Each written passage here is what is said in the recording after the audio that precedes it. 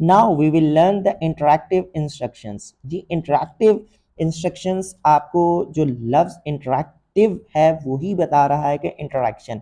Interaction means you need a group, you need a people to share और to participate in discussion. ठीक है, तो it is heavily rely on discussion and sharing among participants. तो interaction के through जो आपकी instructions होती हैं, मतलब ऐसी इंस्ट्रक्शन जो आपको इंटरैक्शन की तरफ लेके जाएं, उन इंस्ट्रक्शंस को हम इंटरैक्टिव इंस्ट्रक्शंस कहते हैं। ऐसी इंस्ट्रक्शन जिसके अंदर टीचर स्टूडेंट्स को डिस्कशन के बारे में कहे और फिर उसको ये कहे कि आप डिस्कशन कीजिए और फिर आप अपने एक्सपीरियंस जो है दूसरों के साथ शेयर कीजिए। तो ऐसी इंस्ट्रक्शंस को हम इंटरैक्टिव इंस्ट्रक्शंस कहते हैं। Provide learners with opportunities to react to the ideas, experience, insights, and knowledge to the teacher or peer learners and to generate alternative ways of thinking and feeling। अब अगर हम इसको थोड़ा सा एक्सप्लेन करें तो हर फॉर एग्जांपल अगर हम दोबारा आते हैं और दोबारा आके आपसे यही पूछते हैं, फॉर एग्जांपल आपसे ये पूछा जाए ह्यूमन राइट्स क्या हैं, ठीक है, ह्यूमन राइट्स क्या हैं, तो हर स्टूडेंट्स का आइडिया अलग होगा, हर स्टूडेंट्स का एक्सपीरियंस थोड़ा सा अलग होगा, क्योंकि उसका भी एक एक्सपीरियंस है, उसका भी एक एक्सपोजर है और उसके साथ क्या क्या हो चुका है, तो वो उस हिसाब से ह्यूमन राइट्स को देख रहा होगा। इसी तरह ही नॉलेज, टीचर की नॉलेज कुछ अलग होगी, इसी तरह ही और जो ग्रुप्स के अंदर उसके पीयर्स हैं, उसके क्लास फेलोज हैं, तो उनके भी जो आइडियाज हैं वो बिल्कुल अलग होंगे और वो क्या करेंगे, वो आपस में डिस्कस करेंगे। डिस्कस करने के बाद फिर वो एक दूसरे के आइडियाज को समझेंगे कि हाँ दूसरे जो हैं इस ओपिनियन के ऊपर जो है वो इसके बारे में बिल्कुल पुख्ता है, उनका ये ओपिनियन है और वो इस थिंकिंग को प्रमोट कर रहे हैं, और इस तरह एक दूसरे की इंटरेक्शन होगी। इंटरेक्शन से आपको डिफरेंट एस्पेक्ट्स का पता चलेगा और आप जब डिफरेंट एस्पेक्ट्स के बारे में समझ लेंगे तो फिर आपकी अल्टरनेटिव थिंकिंग भी आना शुरू हो जाएगी। अच्छा जी, ये heavily dependent upon the expertise of the teacher. ठीक है, ये टीचर के ऊपर बड़ा डिपेंड करता है कि वो क्लासरूम के अंदर जो ग्रुप्स के डायनामिक्स है उसको किस तरह स्ट्रक्चर करता है।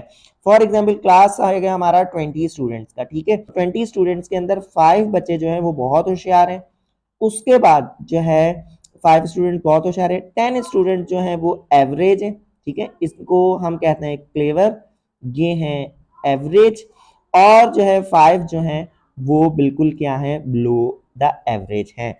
अब जो ग्रुप के डायनामिक्स है वो किस तरह है, जैसे ये 5 हैं और टोटल हमारे पास 20 स्टूडेंट्स है, तो टीचर ने क्या करना है, टीचर ने 4 ग्रुप्स बनाने हैं क्लासरूम के अंदर।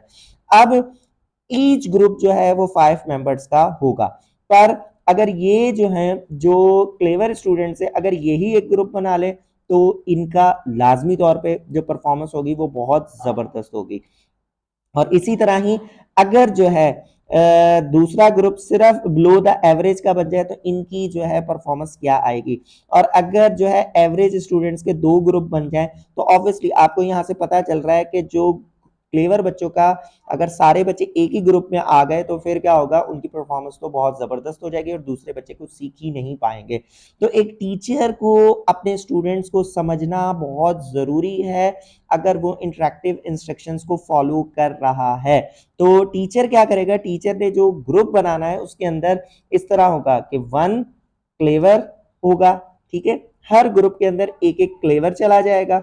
उसके बाद जी हर ग्रुप के अंदर आप 2 बच्चे एवरेज डालेंगे, ठीक है, 2 बच्चे एवरेज हो गए, ठीक है, उसके बाद फिर यहां से आप जो है एक बच्चा जो है बिलो द एवरेज डालेंगे लाजमी तौर पे, ठीक है, बिलो द एवरेज आप यहां पे डाल दें, ठीक है, एक बच्चा बिलो द एवरेज। तो कम से कम जो है आपके पास तीनों कैटेगरीज के बच्चे लाजमी तौर पे होने चाहिए, ठीक है। आपने 4 से 5 ग्रुप जो भी बनाने हैं आप बनाएं, कोई मसला नहीं है, वो आपके ऊपर डिपेंड करता है आप 4 ग्रुप बना रहे हैं या 5 ग्रुप बना रहे हैं, पर जो स्ट्रेटेजी होगी वो ये होगी कि एटलीस्ट आपके ग्रुप के अंदर जो है एक क्लेवर बच्चा होना चाहिए, 2 जो है एवरेज होने चाहिए और 1 जो है आपका बिलो द एवरेज होना चाहिए। अब ऐसा नहीं है कि आप बिलो द एवरेज बच्चों को छोड़ दें और जी उनकी लर्निंग हो ही ना पाए, उनका थिंकिंग ऑर्डर ही कुछ अलग होगा, उनका एक्सपर्टीज ही कुछ अलग होंगी, उनका एक्सपीरियंस ही कुछ अलग होगा। तो इस तरह जो है आप ग्रुप्स बनाते हैं और ये सारी चीजें डिपेंड करती हैं टीचर के ऊपर कि टीचर की एक्सपर्टीज क्या है और टीचर अपने स्टूडेंट्स को समझ भी रहा है या नहीं समझ रहा। तो ये वाली बात आपने लाजमी तौर पे समझ रही है कि अगर आप जो है इंटरेक्टिव इंस्ट्रक्शन को अपने क्लासरूम के अंदर अप्लाई करने जा रहे हैं तो आपको जो ग्रुप के डायनामिक्स है वो बहुत अच्छी तरह से जो है बनाने हैं। तो होपफुली कि आपको पता चल गया होगा, यही मेन चीज है टीचर की तरफ से। अगर टीचर ने ग्रुप के डायनामिक्स बहुत अच्छे बना लिए तो then the interactive instruction will play its role और इसके रिजल्ट्स बहुत अच्छे होंगे ना। फिर अब क्या है जी, डिबेट दे दी। फॉर एग्जांपल जैसे अभी मैंने ह्यूमन राइट्स की बात की थी, अब ह्यूमन राइट्स को आप छोड़ दें, आप ये कह दें कि जो है the teaching the poetry of Allama Iqbal, the poetry of Allama Iqbal. अब वो जी क्या है, उसकी डिबेट दे दें कि जी वो आज के जमाने से क्या है, वो रिलेट करती है या वो आज के जमाने पे रिलेट हो रही है या नहीं हो रही। इसी तरह ही आप दूसरी डिबेट दे सकते हैं।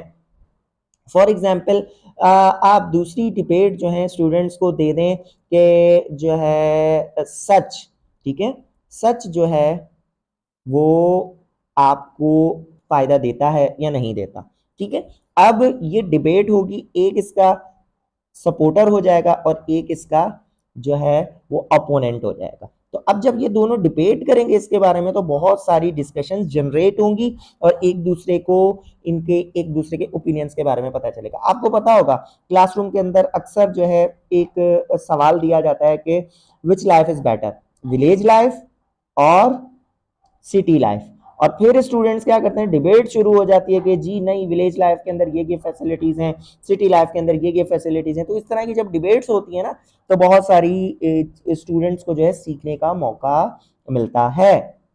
रोल प्लेइंग, ठीक है, रोल प्लेइंग के फॉर एग्जांपल आप कहते हैं कि जी आज आपको रोल प्ले करना है किसका, आप कहते हैं कि जी आज आपने क्लासरूम के अंदर आना है और आपने आके बिल्कुल इस तरह जो है आपने पोएम पढ़नी है कि आप पता लगे कि आप राइटर ही हैं।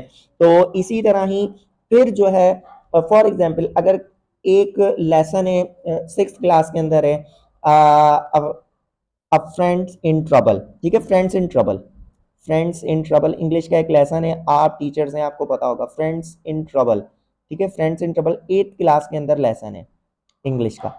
तो होते हैं और वो क्या है, उनके अंदर एक जो है कुछ ज्यादा होशियार होता है और एक जो है नॉर्मल सा होता है। और वो जंगल के अंदर जाते हैं और जैसे ही भालू दिखता है और एक जो है दरख्त के ऊपर चढ़ जाता है और एक जो है वहां पे क्या होता है जी, वहां पे लेट जाता है और फिर भालू उसके पास आता है और आके देखता है और वो जो बच्चा होता है जो नीचे लेटा हुआ होता है वो अपनी सांस रोक लेता है और भालू उसको समझता है कि वो मरा हुआ है और उसको छोड़ के वो चला जाता है। तो बाद में वो जो उसका दूसरा दोस्त होता है वो दरख्त से नीचे उतरता है और वो उससे पूछता है कि जी आपको क्या हुआ या उसने आपके कान में क्या कहा। तो उसने यही कहा कि ऐसे दोस्त के ऊपर यकीन नहीं करना चाहिए जो आपको मुश्किल में अकेला छोड़ दे। तो ये एक पूरा क्या है, ये एक पूरा लेसन बच्चों को पढ़ा दिया।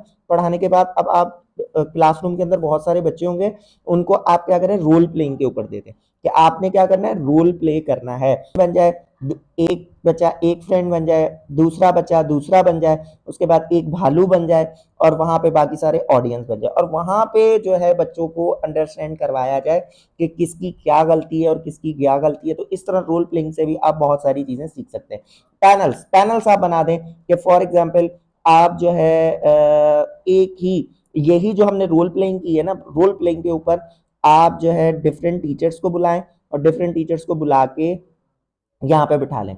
चलें, अगर आप डिफरेंट टीचर्स को नहीं बुला सकते, आप दूसरी क्लासरूम के अंदर से बच्चों को बुला के बिठा सकते हैं। एक 6th क्लास का है, एक 7th क्लास का, एक 8th क्लास का, एक 9th क्लास का, एक 10th क्लास का, ठीक है। उसके सामने ये रोल प्लेइंग करें और रोल प्लेइंग करके फिर आप उनसे पूछें कि जी आप क्या समझते हैं, आपके हिसाब से क्या है, आपके हिसाब से क्या है, आप क्या समझते हैं इसके बारे में, आप क्या समझते हैं इसके बारे में, आप क्या समझ। तो हर किसी की थिंकिंग, हर किसी का एक्सपीरियंस बिल्कुल अलग अलग होगा और इस तरह स्टूडेंट्स को पैनल्स के थ्रू जो है बहुत सारी चीजों का पता चलेगा। अगर हम हायर एजुकेशन की बात करें तो वहां पे क्या होता है, जैसे हमारे पास प्रॉब्लम्स ऑफ एजुकेशन है, ठीक है। प्रॉब्लम्स ऑफ एजुकेशन हमारे जो है एक हमने इस तरह की डिबेट और पैनल मैंने अटेंड भी किया था।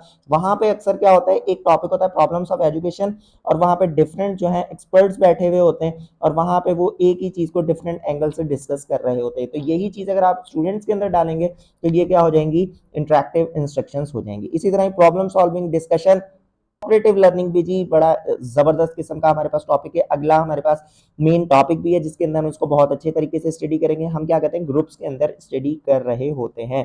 तो होपफुली इंटरैक्टिव इंस्ट्रक्शंस जो हैं आपको इसका कॉन्सेप्ट क्लियर हो चुका होगा।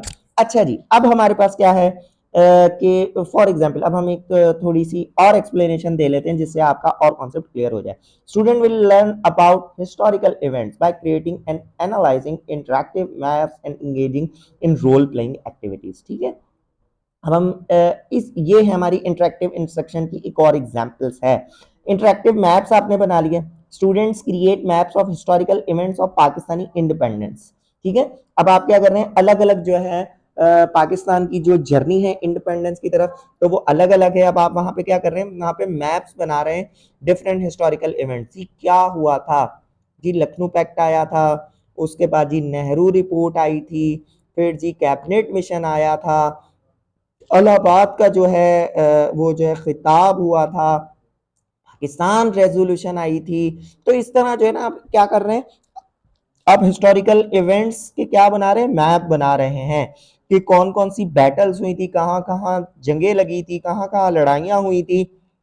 और अगर आप चाहें तो उसमें क्या कहते हैं, उनकी लेबल्स और लोकेशंस बता के उसमें एक्सप्लेनेशंस भी डाल सकते हैं। जो आप लेबल बनाए होंगे तो वो क्या हो रहे हैं, वो आपके अलग अलग जो है रोल प्लेइंग एक्टिविटीज जब आप इस तरह की कर रहे हैं तो अलग अलग चीजों के बारे में आपको पता चल रहा है। फिर स्टूडेंट्स को आप क्या करें, ठीक है, student assign student roles of historical figures और groups involve in the event.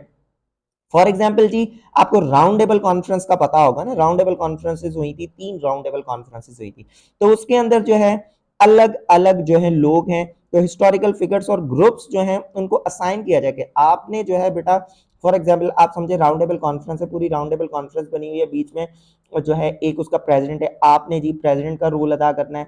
Muslims जो डेलीगेट्स थे आपने उनका रोल अदा करना है बेटा, जो हिंदू डेलीगेट्स थे आपने उनका रोल अदा करना है। तो इस तरह क्या है, आप जब उनको पूरा जो है एक रोल्स दे के इवेंट्स का डिस्कशन करवाएंगे और फिर उनसे आप उनको कहें कि आप जो है इसके बारे में क्या करें, एक शॉर्ट प्रेजेंटेशंस बनाएं, और आपने फिर वही बात कि जो है हर ग्रुप के अंदर बहुत अच्छे अच्छे स्टूडेंट्स रखने हैं ताकि वो सारी चीज़ें कवर कर सके। अब ऐसा ना हो किसी उनमें से कोई ऐसा ही ना हो जो बताने वाला ही ना हो, जिसके ठीक है जिसकी कम्युनिकेशन स्किल अच्छी ही ना हो, तो वो तो ग्रुप बिल्कुल डल हो जाएगा ना।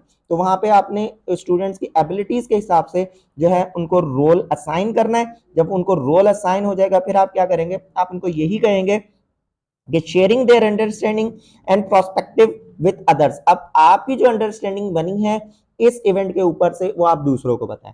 अब जब वो दूसरों को बताना शुरू करेंगे, इसी तरह एक स्टूडेंट ने राउंड टेबल कॉन्फ्रेंस किया, दूसरों ने लखनऊ पैक्ट किया, फिर नेहरू रिपोर्ट। तो इस तरह अलग अलग जब वो अपना एक्सपीरियंस दूसरों के साथ शेयर करेंगे तो क्या होगा जी, इंटरेक्टिव मैप के थ्रू, रोल प्लेइंग एक्टिविटीज के थ्रू, तो उनकी अंडरस्टैंडिंग जो है हिस्टोरिकल इवेंट्स की बहुत ज्यादा हो जाएगी और लाइफ लॉन्ग लर्निंग रहेगी और वो काफी देर तक जो है इस चीज को याद रखेंगे। तो ये है हमारा इंटरेक्टिव जो है instructions. Hopefully it will clear to all of you.